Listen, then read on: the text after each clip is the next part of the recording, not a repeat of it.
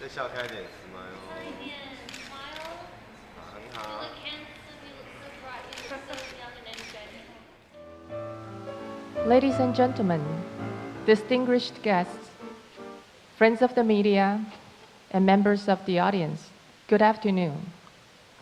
We all know that from 1750 to 1850, the Industrial Revolution had a profound effect on the social, economic, and cultural conditions of times through changes in the agriculture, manufacturing, mining, transportation, and technology. This is a major turning point in history, and almost every aspect of our daily life was influenced in some way. The productivity of countries grew at an amazing pace, each trying to obtain a competitive edge, especially in manufacturing and technology. Over 150 years later, in 2012, the green economy has potentially ushered in a turning point in the 21st century for countries, governments, and global enterprises around the world. And when this wave of change arrives, how will they see competitive advantages in the green trend that will someday impact social, economic, and cultural conditions of its time? And this is why the Green Trade Project Office in the Ministry of Economic Affairs has put on today's 2012 Green Summit. It is the ministry's hope that this event will inspire and motivate all of you attending today to invigorate a corporate competitive edge and help lead the way in the green economy, as well as enable Taiwan to gain valuable experiences and also develop new business opportunity in green products and services. Ladies and gentlemen, let's give a nice round of applause to Ms. Jiang Wenruo, the Deputy Director General of Bureau of Foreign Trade in the Ministry of Economic Affairs, to give us a welcoming remarks.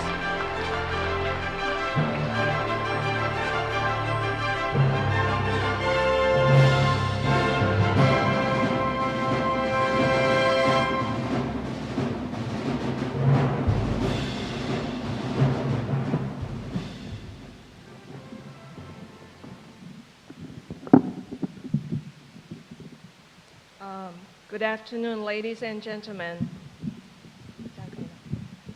On behalf of the Bureau of Foreign Trade, I would welcome you all to attend today's summit. And please allow me to give my short address in Mandarin.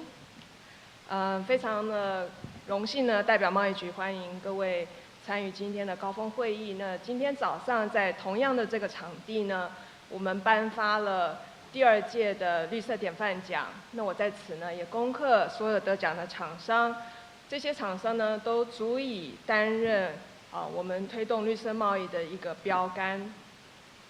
那么我想各位也非常的清楚，其实绿色经济成长跟推动贸易等等呢是不相违背的。那实际上呢，在各国现在也都有这样子的体认。例如说，在今年的6月，在里约所举行的联合国永续发展会议，这个绿色经济就成为主题之一哦。那实际上，在其他的经贸平台，例如像 APEC 的场合，早在2007年就有提到，有揭示这个绿色发展这么的一个议题。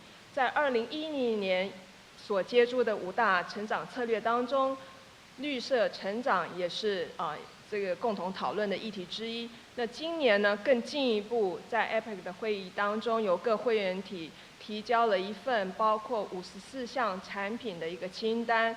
会员体呢也同意将在2015年，也就是3年以后的这个时候呢，会把相关产品的关税降低到5以下。这些都在显示绿色贸易、绿色经济跟绿色成长是可以共存的。那么各位也非常的清楚，国际经贸情势自从金融海啸发生之后，一直到现在的欧债危机，所以国际经贸情势是相当的险峻哦。那我国呢，因为是以对外贸易为主要导向的一个国家，非常依赖贸易的出口。所以呢，我们正在思考说如何进行产业结构的调整。我想绿色产业发展创新以及绿色经济成长，正好是给我们一个新的思考产业转型的一个方向。所以呢，我们今天也刚好在这个时候有邀请到国内外非常知名的绿色经济的方面的专家，包括来自于伦敦的这个 Dr. Ekins，国内东元电机的刘董事长，还有来自于瑞士的孟先生等等，他们会从不同的角度来跟我们探讨绿色经济成长的各项要素。我们也希望透过这样子的一个脑力激荡会议，能够看可不可以提出一些具体可行的方向，来作为政府未来施政的一个模式。那么最后呢，我再次的代表贸易局欢迎各位出席。我相信呢，经过这个热烈的讨论之后呢，今天的会议一定能够举办得非常顺利。谢谢大家。Thank you, Deputy Director General. And now we turn the forum to the host of today's Green Summit, Dr. Chen Tianzhi, the Director of Green Trade Project Office. Welcome, Dr. Chen.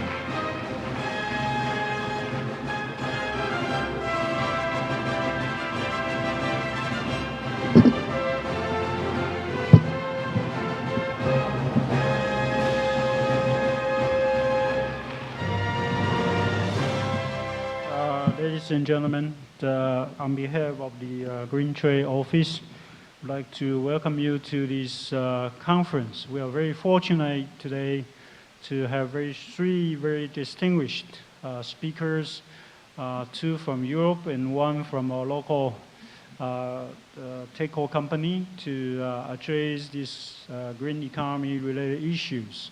My job is to introduce the three speakers to you, and then we will have them make a speech in one by one, and then at the end of the speech we will have a kind of roundtable session to see whether you have any comments or questions that we can have some interactions at the end of the session. So our first speaker, Professor Paul Ekins, will speak first. Professor Ekins is a professor at the University College in London. He's a well-known specialist in the energy issues, the green economy development. He's also director of the UCL Institute for Sustainable Resources and the director of research at the School of Energy and Resources at the university. We are really fortunate to have him here, and he's going to talk about the green industrial revolution, the technology and the policy issues. Okay, our second speaker is from our local. It's very thankful that Dr. Liu Zhaokai is going to give a speech on the current situations of green energy in Taiwan and China. Dr. Liu is a graduate from NTU. He's actually my upperclassman at NTU, and he has a PhD degree from University of Illinois, Urbana-Champaign. That's very well known, the best EE program in the United States. And after graduation, he has served in the Bell Laboratory for a few years and have very important innovations, IPs at that time. Eventually came back to our hometown to help our economy. He's now the chairman of the Teco company, the very famous Dongyuan Dianji, and the company now is putting a lot of effort into the renewable energy sort of development, particularly in the wind power area. So we'll be very happy to hear what he has to say about the future perspective of this sort of newer energy division. Our third speaker, Mr. Joachim Monkelbaan. He's a nationalist of Netherlands. I see he's very tall. And he's now a director at the famous ICTSD If you know, this is an International Center for Trade and Sustainable Development in Geneva, a very important international agency that promoting trade and sustainable economic development. And he's heading a global program on climate change, trade, and sustainable energy. A specialist both in terms of the legal issues. He has a degree from WTI and Maastricht University, actually double degree in both economics and the laws. So we are very happy to have him here, and he's talking about more on the market issues, such as how to strengthen the global market for sustainable energy. So we will have three very good speech that we're looking forward to it. So why don't we take the sitting back, welcome you here, and we are looking forward to their speech. Thank you very much.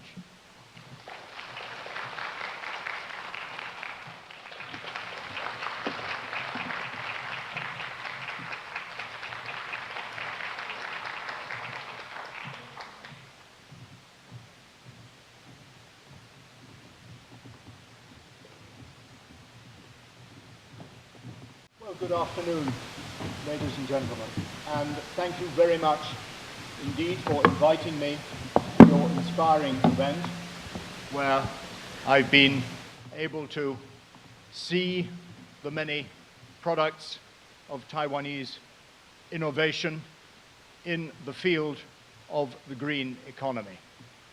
I think that this is just about the most important activity that we have in the world today, and my talk today is about the importance, I might even say the necessity, of a green economy and the enormous economic opportunities that this offers to those countries that are brave and innovative enough to go the first mile. So this is the structure of what I'm going to talk to you about today. I'll talk a little about the current predicament and the various options that face us, the green and low carbon industrial revolution of which the companies that we've been hearing from this morning are clearly a part, the whole issue of growth and innovation, the policies and strategies for eco-innovation and greater resource productivity. I'm an academic who works particularly on resource and environmental policy, so I'm particularly interested in policies. There are some case studies which I'll have to be very quick about and leave you to read in your conference packs afterwards, and then come to some conclusions. So where are we as a human species? We are on one Earth, as the Brundtland report said in 1988, and yet we are in many worlds, and we live in many different ways. There are 7 billion of us. There will be 9 billion of us by 2050, at the medium estimate. Poor people want to live like rich people, and rich people want to get richer. This is a phenomenon we can see in every country of the world. What is dramatically different now to 30 years ago is that the great populations in relatively poor countries have the means to get richer. And we only need to see what is happening in country after country across Asia to be aware of that. Unfortunately, if they get richer in the way that the European countries and the United States of America got richer, then we will not have an Earth at all, and the Earth will not support 9 billion people. And this is not the opinion of a mere economist, because I am an economist. It is the opinion of the world's best scientists, the climate scientists of the Intergovernmental Panel on Climate Change and the ecosystem scientists of the Millennium Ecosystem assessment.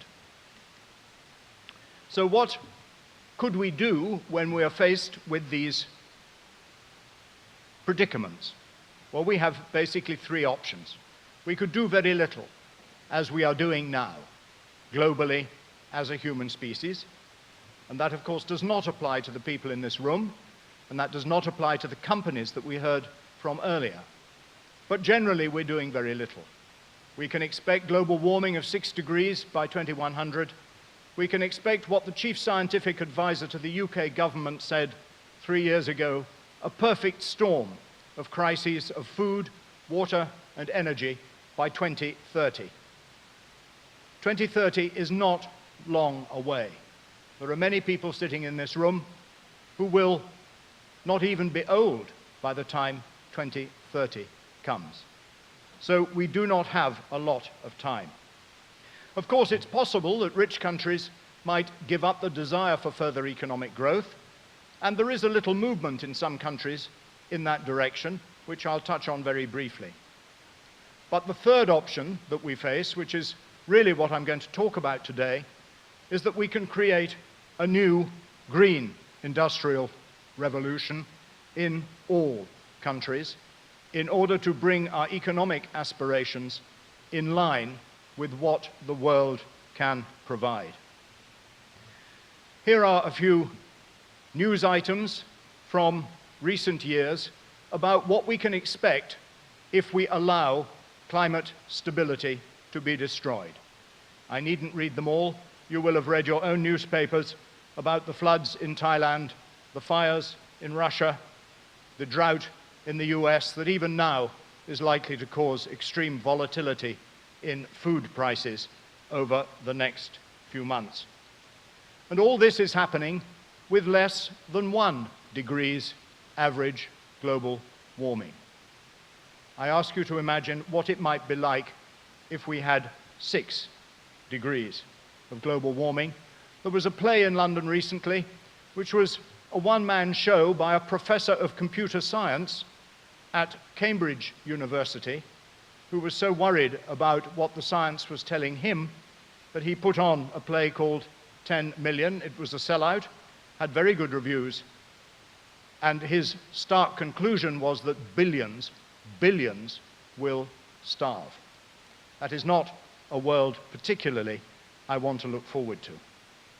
So this is the second alternative, which is that we somehow settle for not being any richer, in the rich countries at least, and Taiwan is becoming one of the world's rich countries.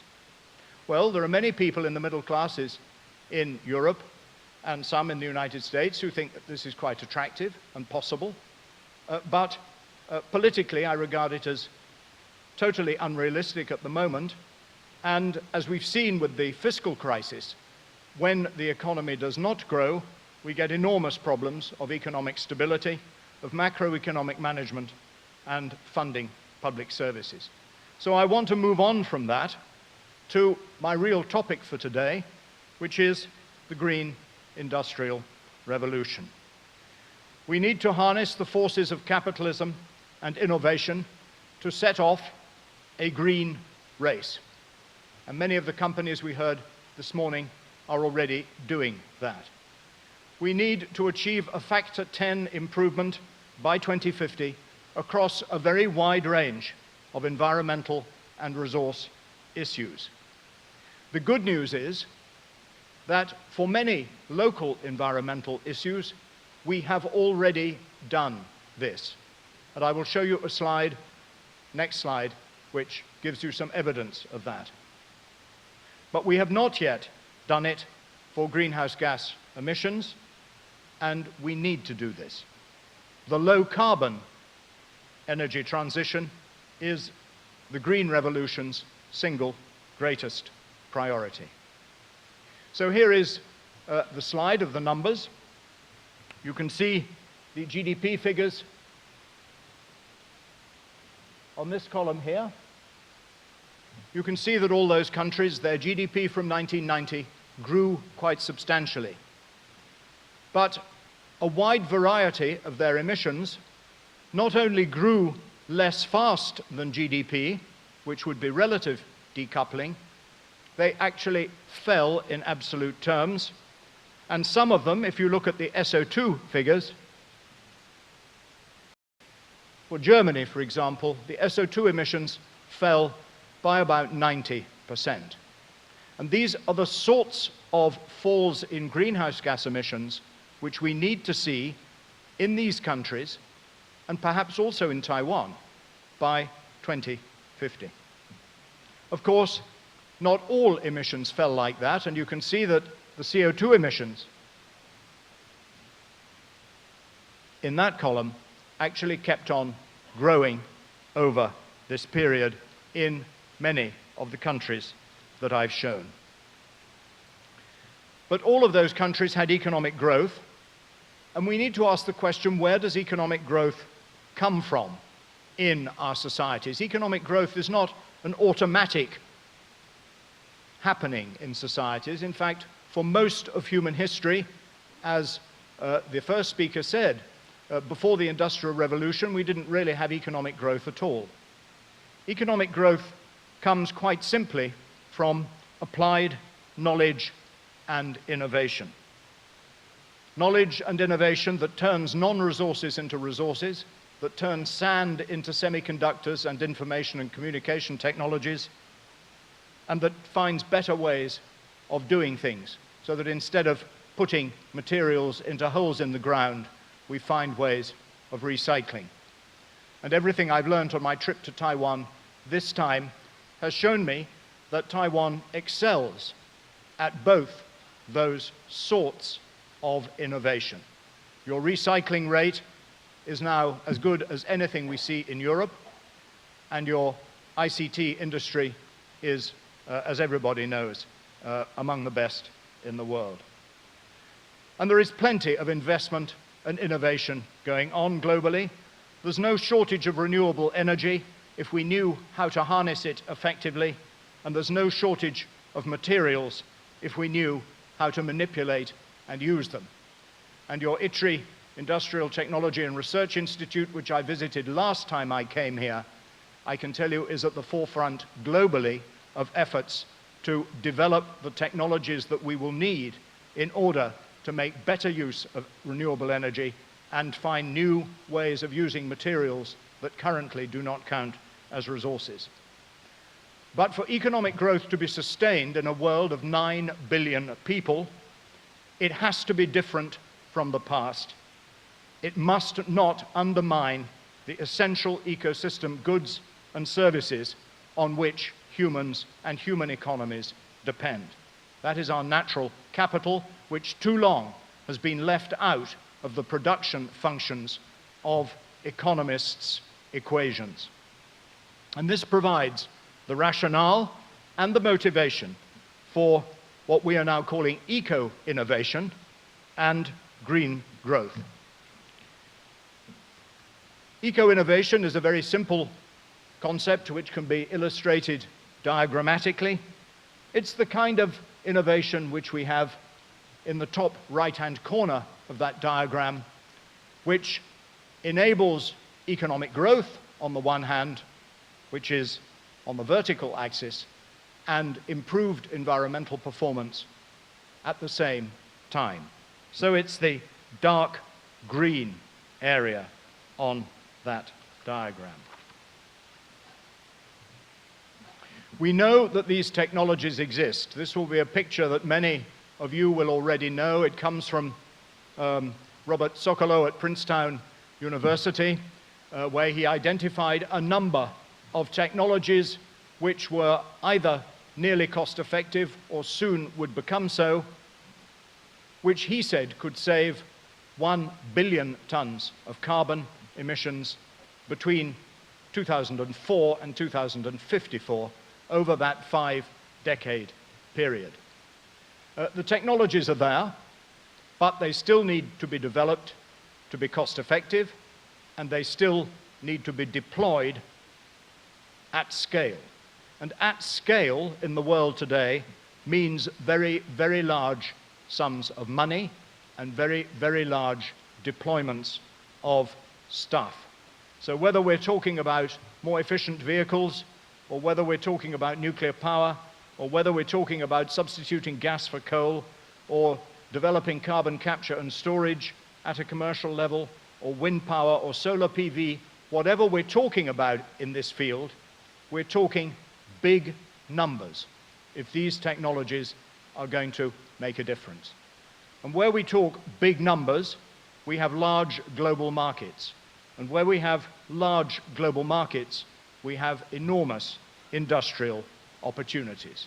And that is what the Green Industrial Revolution could look like.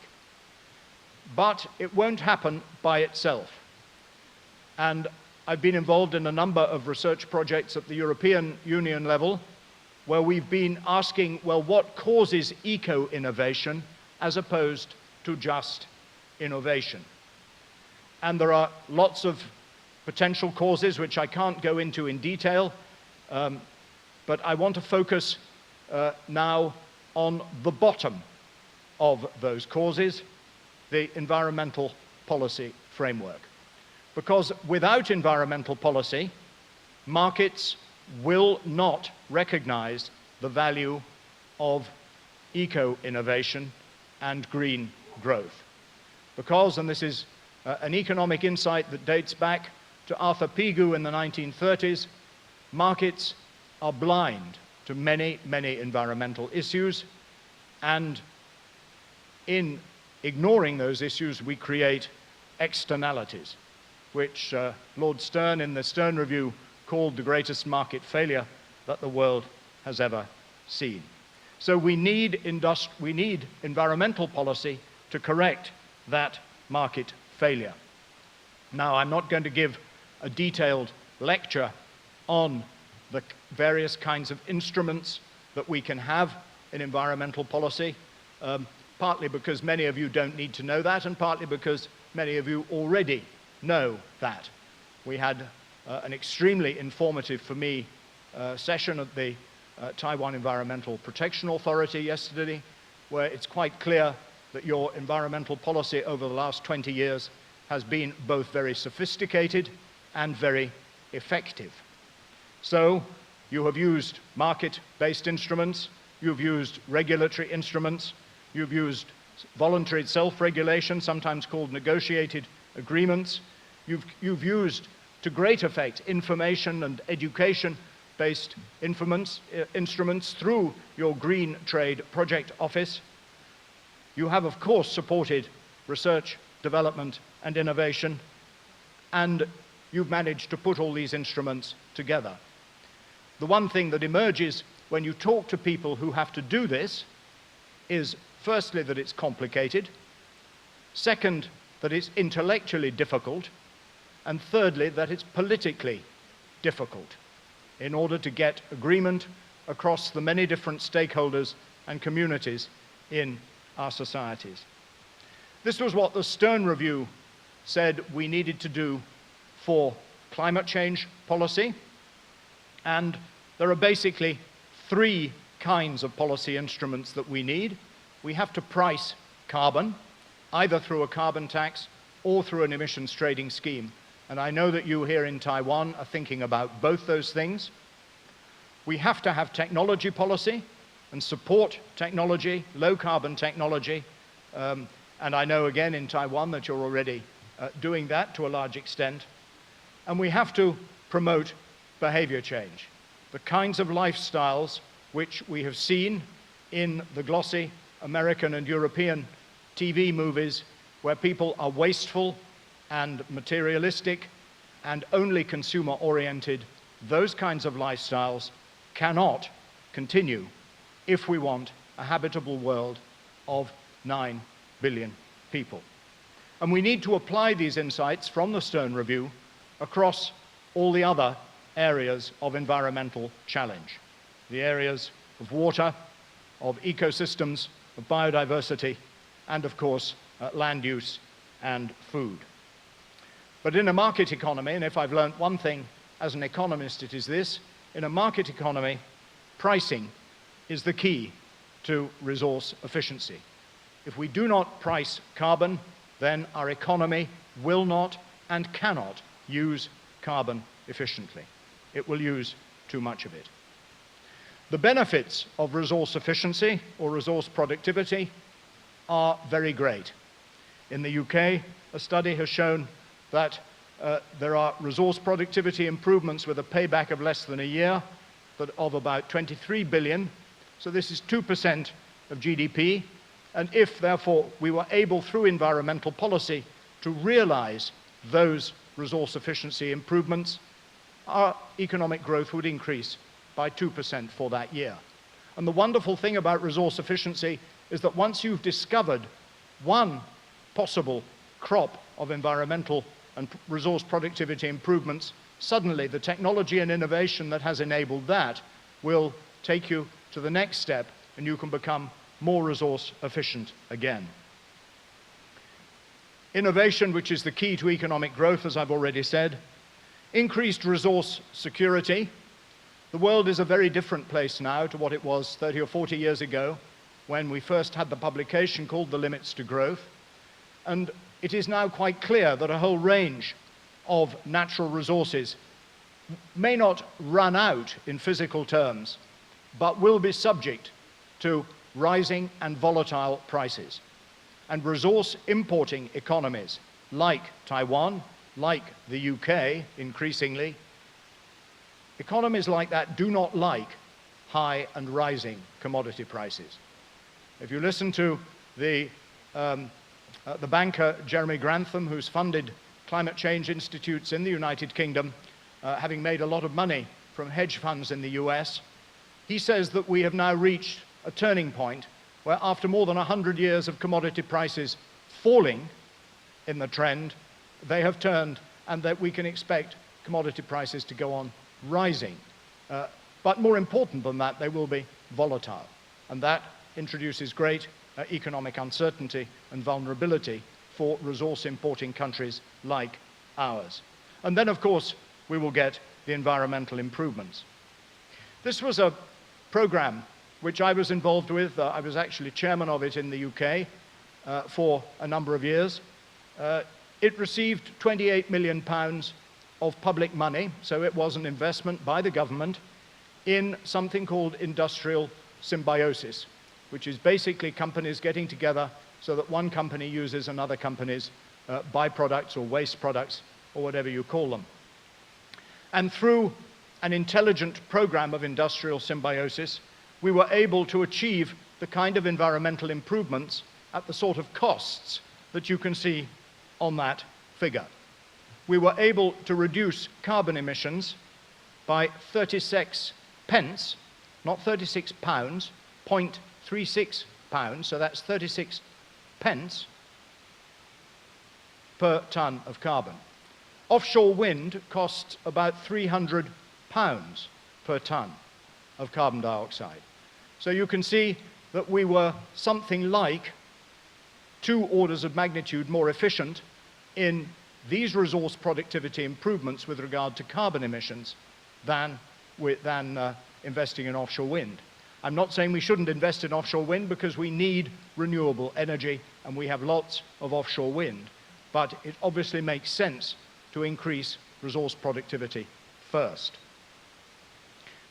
There's a whole range of other benefits which this program led to, but most importantly from the government's point of view, it led to extra government revenue. This was true investment because it reduced firms' costs, it increased firms' profits, it maintained or increased firms' employment at a time of unemployment. It therefore generated more taxes for the government than the 28 million that the government had invested. As I said before, this didn't happen by itself, but neither was it magic. It was the result of intelligent environmental policy through this program. So there was a landfill tax that was driving up the cost of landfill. There was a carbon price to drive up the cost of fossil fuels. There was a small green fiscal reform through environmental tax reform. But there was also the recognition that prices were not enough. When pricing is too difficult politically, you need other kinds of environmental policy. And when prices don't work, because the elasticities are very small or there are barriers to people responding to prices, then you need other kinds of instruments, which I haven't time to go into here, but would be very happy to talk about in the panel discussion afterwards. Another project that I've been involved in at European level was a whole series of case studies for the European Commission, looking at what policies had been especially effective in gaining certain improvements in energy and resource efficiency. And you can see there were 6 kinds of projects that we looked at, which had been implemented in different countries in different ways. Vehicle fuel efficiency, you can see, energy efficiency of ICT equipment, and solar photovoltaics were 3 of them. Areas that I know Taiwan to be interested in. I next have a whole range of slides that describe the work that we did in that project, which I haven't got time to go through in detail here, but I'm very pleased that the organizers have printed them out so you can look at them.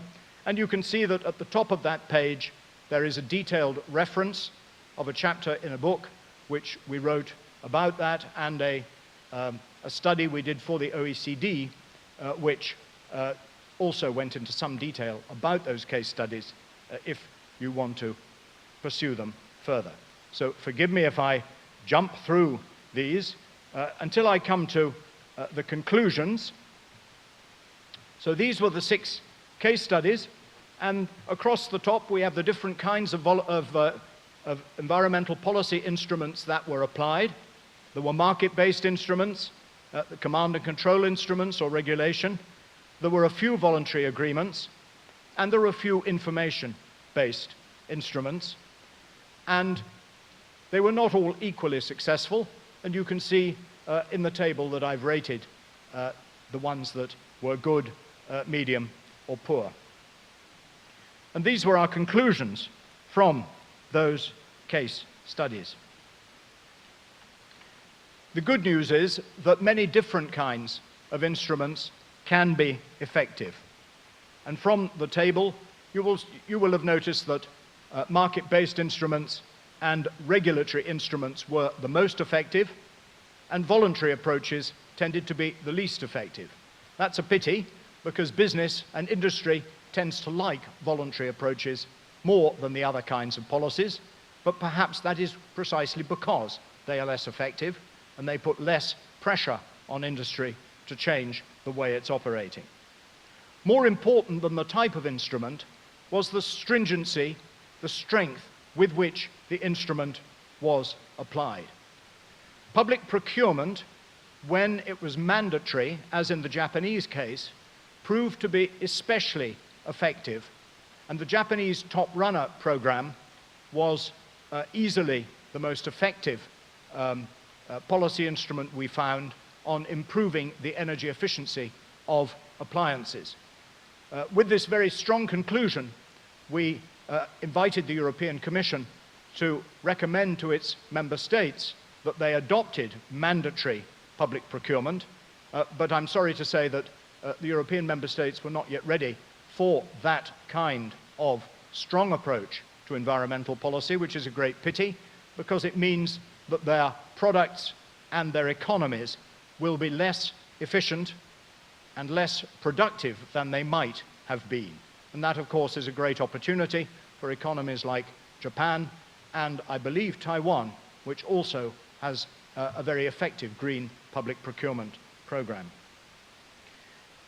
It's good to combine policies on both the technology push sides, where we're developing new technologies, with market pull sides, where government policy is trying to develop new markets. That's why public procurement is so effective, but there are other ways of developing markets as well.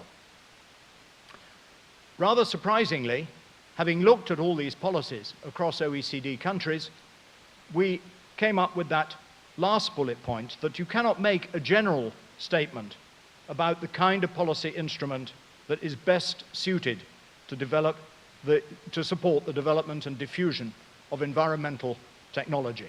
It all depends on the context, It depends on the industries that you already have, and it depends on the intelligence with which the policy is applied.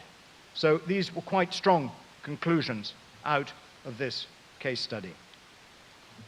And I'd like to finish my presentation with some considerations about what we are coming to call the low carbon and environmental goods and services sector, which is the sector, of course, in which all the award-winning companies that we heard from earlier today operate in.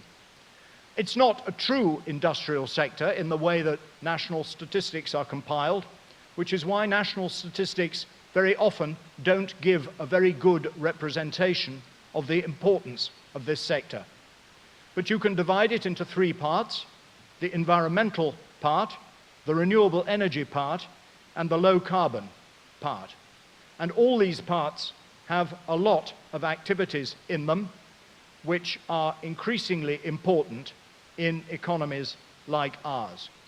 The global market is very large, and most importantly, the global market is growing very fast. And the one thing that I, as a non-business person, but someone who's interested in business, know is that when business people see global markets that are growing fast, their mouths begin to water and they begin to sense that there is opportunity there. You can see that Asia already has a very considerable proportion of the low-carbon environmental goods and services sector. And you can see from this data set, which is a data set from our Department for Business Innovation and Skills, you can see that Taiwan is already, for its size there, performing very well in this sector. But you can see that also there is a lot of competition. And when I'm giving this talk in the UK, I like to stress that this is one of the few areas in which the UK does have some global comparative advantage, especially in the manufacturing side, and that this is something that we need to build on. This is a growing market, and you can see that it's growing at something between 2.5% and 7% in different regions of the world. Quite surprising that in Africa it's growing faster than in some other places. And globally, in 2010-11, which was not a year that was characterized by very fast global economic growth, globally this market grew at 3.7%, and the various parts of it grew at rather different speeds, all of them offering opportunity for those companies that are first in the game. So this is my final slide. I started with some rather general comments about the state that we're in and the global challenges that we face if we are to have a habitable and civilized world for our children and our grandchildren in the decades to come. And I finished talking about business. Because if we are to make the green industrial revolution happen, then it will be made to happen by a partnership between business and intelligent environmental policy. Many countries are trying to move in that direction. There are lots of barriers, but the prize for the countries that get it right first is, I believe, truly enormous. And from what I've seen on this visit, Taiwan is very well placed to be one of those countries. And I have to say, I hope the UK is too. Thank you very much.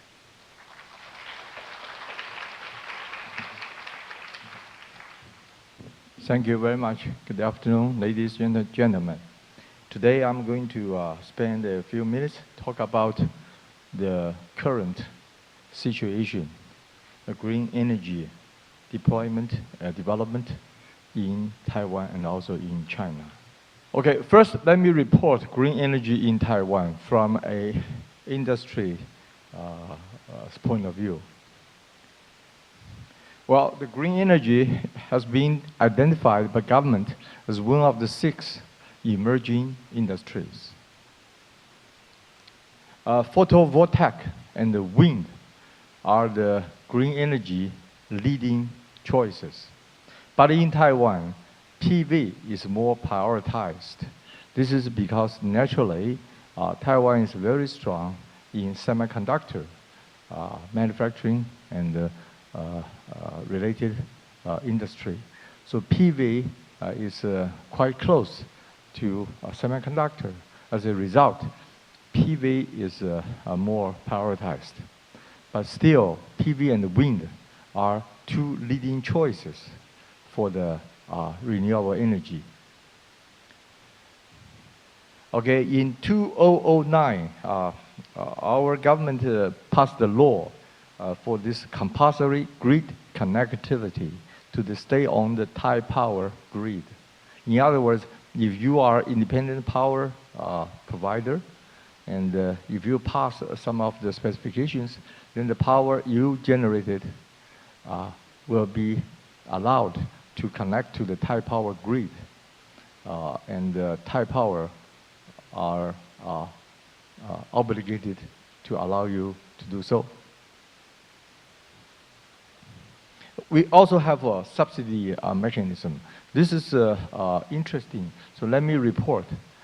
If the power is generated by the wind turbine on land, then the Thai power pays $2.65 Taiwanese dollar for 1 kilowatt hour. And if it is generated by PV, then it's ranging from $8.60 to $9 Taiwan dollars per kilowatt hour. In the meantime, the Thai power charge for the general public, like $2.60 to $2.80, depends on the off hour, peak hour, things like that. So in other words, for the wind power, the cost for Thai power to buy from the independent power provider actually covers when they charge to end customers. This is a big milestone. So the wind power needs not to be subsidized anymore in Taiwan. But the PV still, of course, you need a great deal of subsidized. Okay, let's talk about wind energy in Taiwan. Okay, Taiwan currently only have land-based wind deployment.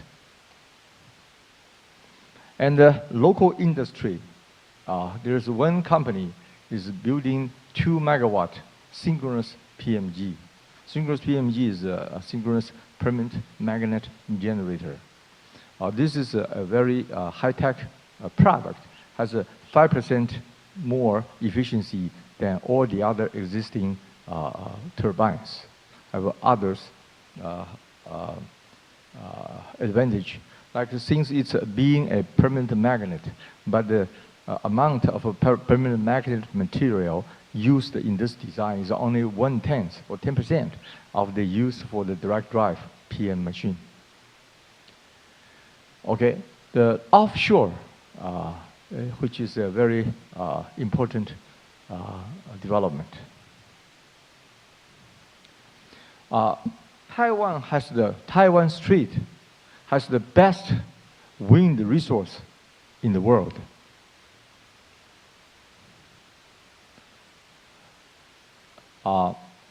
According to the Observer Institute, the top 16, the best wind farm offshore is more than 12 meters per hour wind.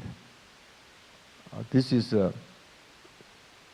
14 of them are in Taiwan. Amazing. 2 in UK's North Sea.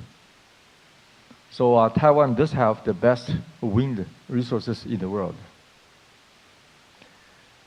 currently, our government is planning on a 5 megawatt offshore machine.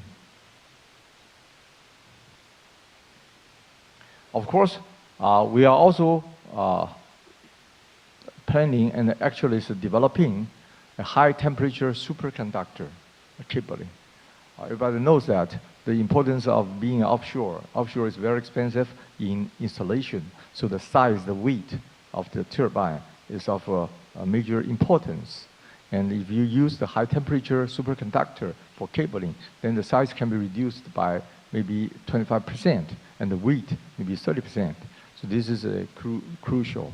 By high temperature, we mean the temperature of the liquid nitrogen, which this one is being jointly developed with the University of Houston in Texas in the United States.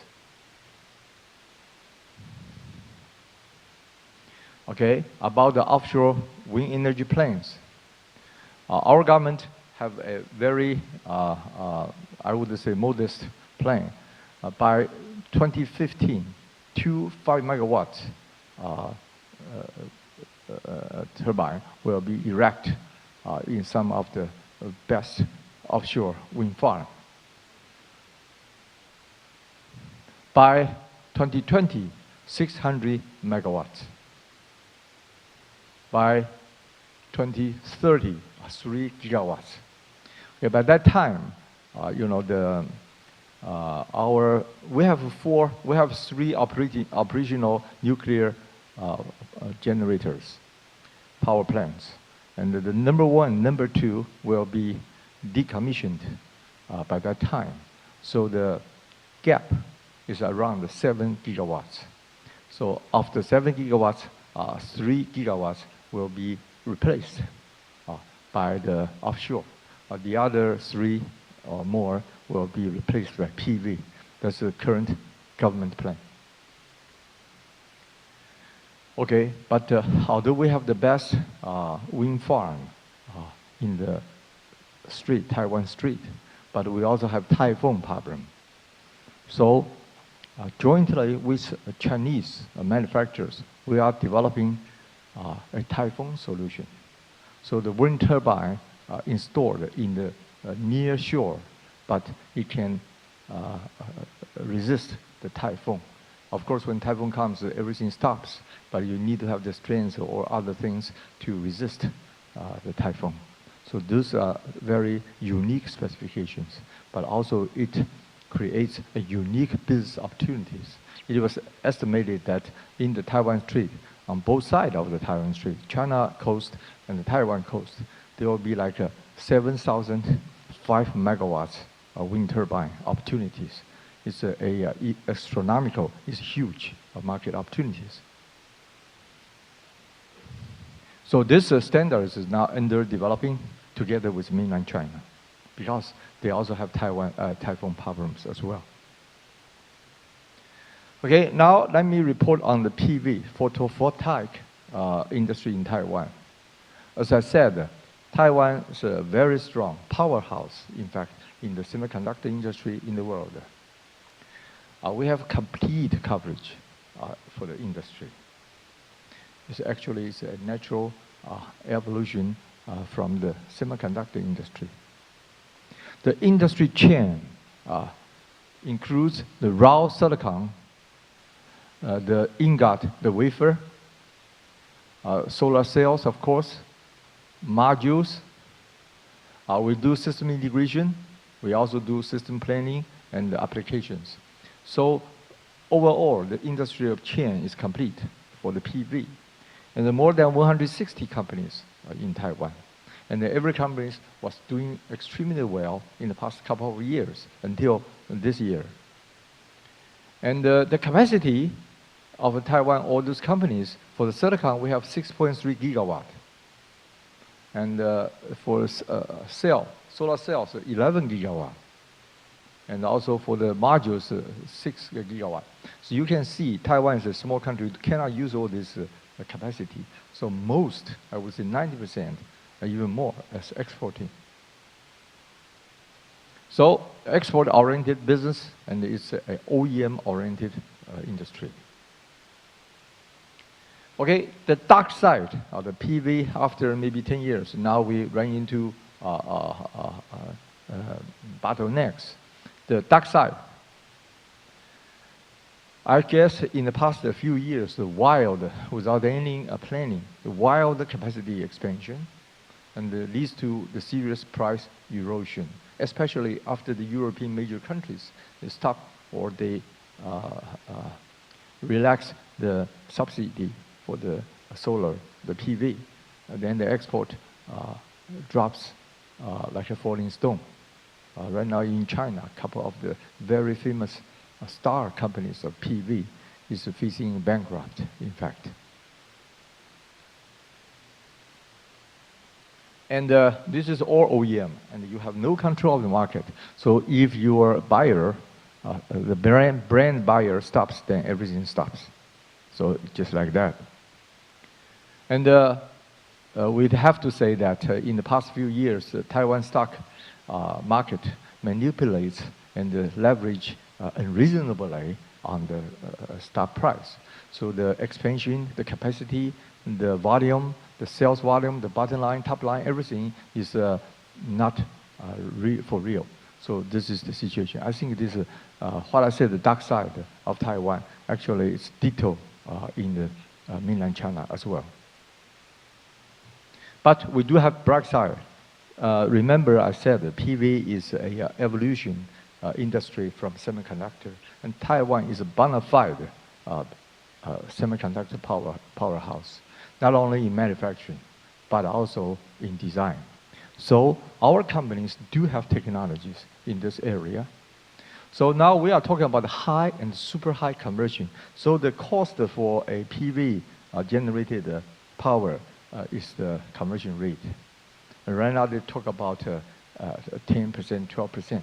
And now we are developing, and some companies already make announcement that we can do 20% conversion rate, especially in a larger, relatively large, 156 millimeter square cell. Then there is a company, they have this so-called Black 19 technology, so they can reach to 19% of the conversion rate, which is very, very high. So if they can make this viable in the market, actually the cost of PV is very close to wind, and also it will be very close to other means of generation. So you need no subsidize. Actually, anything which needs heavily subsidized is not for real. And the only reason why it's so popular is because of some man-made maneuver behind. We also have the government promotion program, because the government, as I said, pick PV as the first priority in our green energy. So they have a promotion program that talk about the milling rooftop.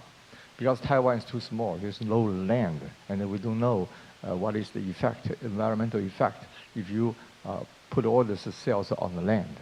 So rooftop is far more, is safer. So rooftop, they talk about 1 million rooftops. So by the year of 2030, it will account for 3.6 gigawatts. Okay, so so every household, you will have 3 kilowatts worth of solar cells on your rooftop. Okay, briefly, when I report this situation in Taiwan, now I want to spend some time to talk about the wind energy in mainland China. The mainland China have the biggest market in the world. So what I mean is by 2015, the year 2015, China will have 100 gigawatt wind power, 100 gigawatt.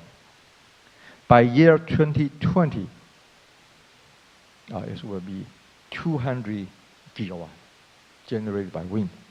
Of the 200 gigawatt, the plan is 30 gigawatt is from the offshore wind turbine. This is huge numbers, and it is very much for real. Second, they are the biggest industry in the world. There are many companies in China.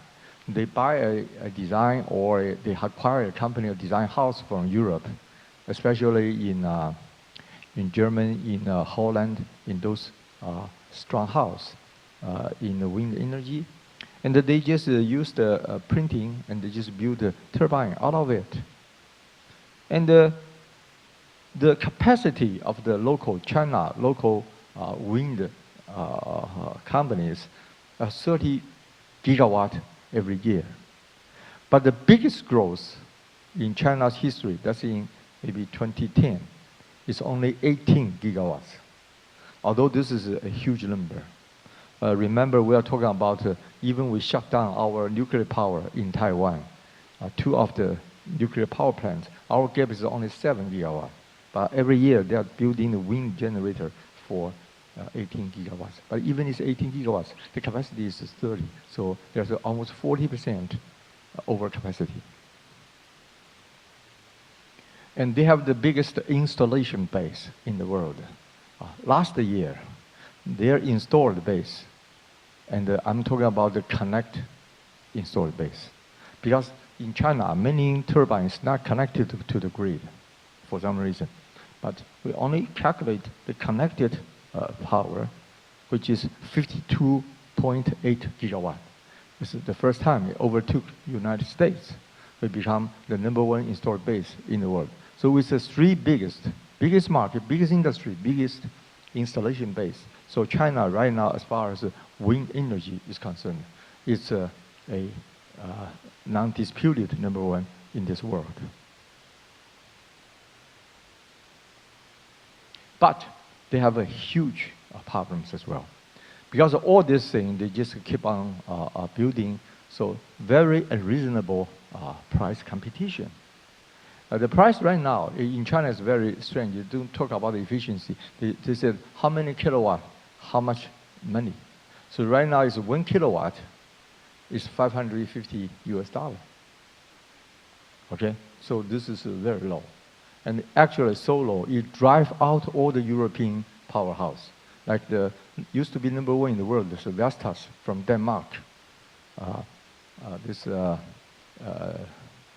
Suslong from India. And this Anacon, German. They all left China because they cannot compete with this kind of price. And this Spanish, I forgot the name, Spanish builder is still hanging in. But I think before long, there is no case anymore.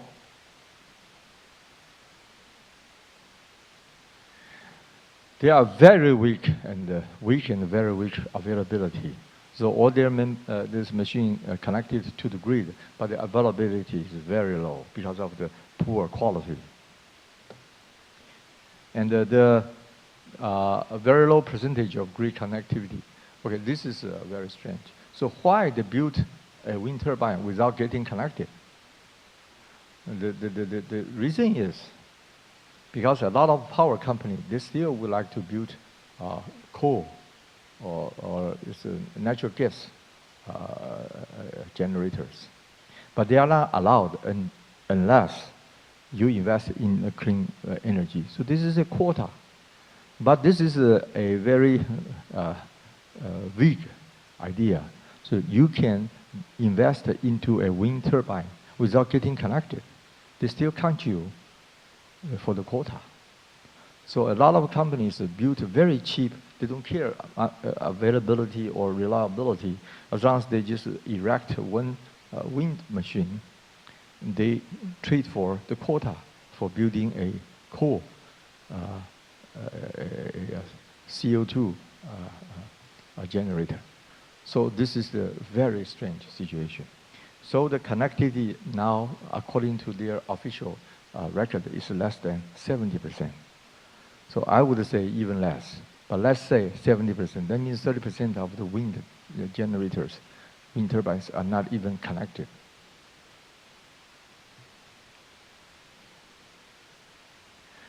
Now they have a new 12th 5-year plan, 12-5, that's what they said. It's still a big plan, although it slowed down. Like I said, in 2010, the annual growth is 18 gigawatt. But now, in their 12-5 national economic plans, they talk about every year is modest 11 gigawatt a year, still huge.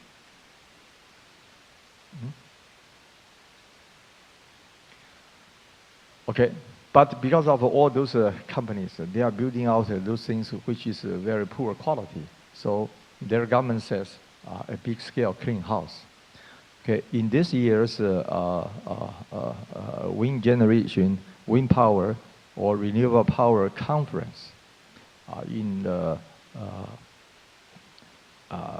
August of this year, the government says they expected that by 2020 there will be only 3 to 5 wind turbine builders, and 15 companies doing all the parts for this 3 or 5 turbine builders. This is what they plan. And still they have a very aggressive offshore. So we have the best place, they also have the best, because the Taiwan Strait is almost like a tunnel, and it creates a lot of wind. Okay, so in my talk, I want to spend a little time about the joint effort right now between China and Taiwan in renewable energy. Okay, now we do have a mechanism to work together, but since energy is very much government related, so we cannot have direct government to government. So this is basically a pseudo-governmental organization. So from China's side, they actually have their state energy bureau, which is the level of a ministry. But they only sent their R&D center to represent. So that's why I say it's a semi-government. From Taiwan side also, we used the institute ITRI, which is a government-sponsored research institute. And the correspondent lab is the Green Energy Lab of ITRI. So these two institutes form a platform for joint development. And this is the annual meeting since 2009. The first meeting was held in Taipei. Then the next 2010 is in Nanjing in China. And last year is in Taipei again. This year is in close suburb of Beijing. So the Renewable Energy Joint Platform is the name of that institute. So this year is August 29th. Is in this is a place called the Power Valley, which is maybe 1.5 hours southwest of Beijing. Baoding, Hebei Baoding. So what are we doing in this joint platform? The items, the number one is the certifications, type approvals. So if we build a wind turbine, we want to install in China, we need their certification, like vice versa. And we need their type approvals, and like vice versa. And we have certified and authorized the testing labs. Because a lot of things, the wind turbine is a huge thing, cannot move back and forth. So you need to have authorized testing labs in both sides. We do product standards. We do product specifications. Like I said, the Typhoon standard we jointly planning on. And also, we do joint product development. This is a gray area because who owns the IPR and a lot of things. So the idea is try to form a joint venture in the third place, like in Hong Kong. There's just a design house. And we develop together according to standard, and then we grant the manufacturing rights from both sides to the local builders. This is the current consensus. So the item we are jointly developing is the offshore wind turbine. Also a large-scale PV converters.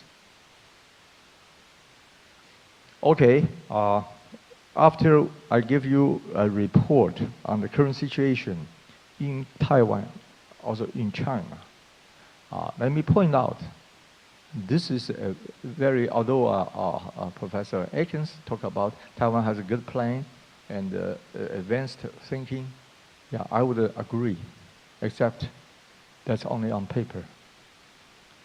Problems Taiwan green energy industry is facing. First, we have very small domestic market.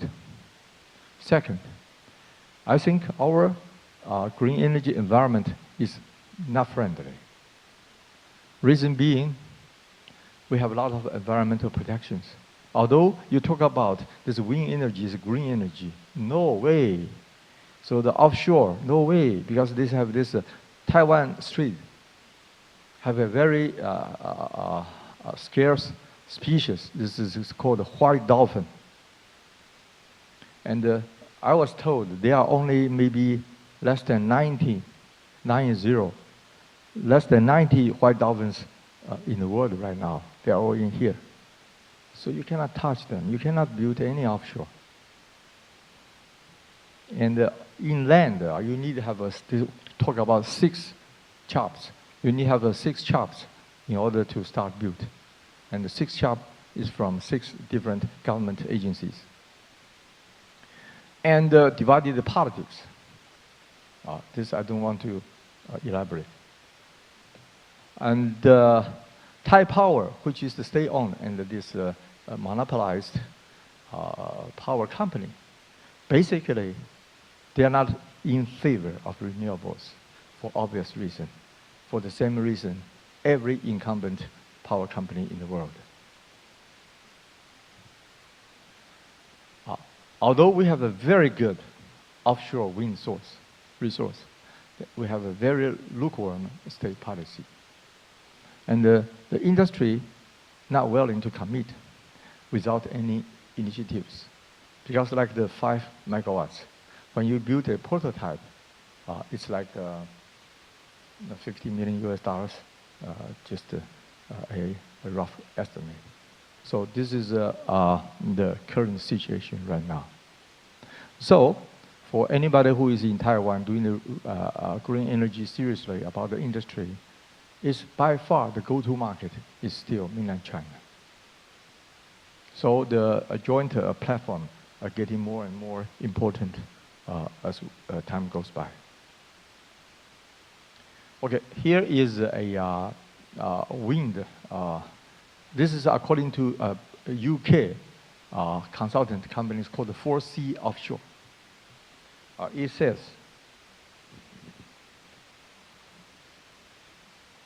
anyway, ranking from 1, 2, 3, 4 down all to the 16. The 16, the best wind farm in the world. The first one is in Pingtan, is in mainland China, which is also very close to Taiwan. Then all are in Taiwan, 2 in North Sea, UK. The last one also in Taiwan. Okay, so this is the current situation. This concludes my discussion today. Thank you very much for your attention. Thank you.